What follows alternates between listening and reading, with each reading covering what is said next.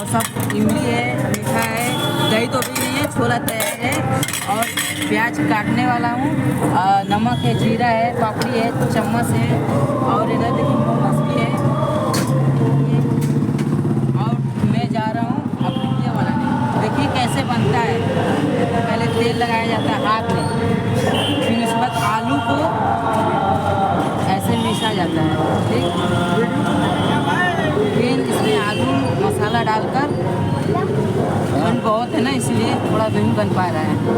देखिए गोल हो गया, कटनी लेकर इसको दबा दीजिए और टिकिया बन गया, ठीक। इसको भाई बनाकर तैयार कर लूँगा तभी इसको तलूँगा, ठीक है। और मैं हूँ अर्दली बाज़ार में, स्मार्ट बाज़ार के पास। आज 26 जनवरी, आप सभी को हमारी तरफ से शुभकामनाएँ।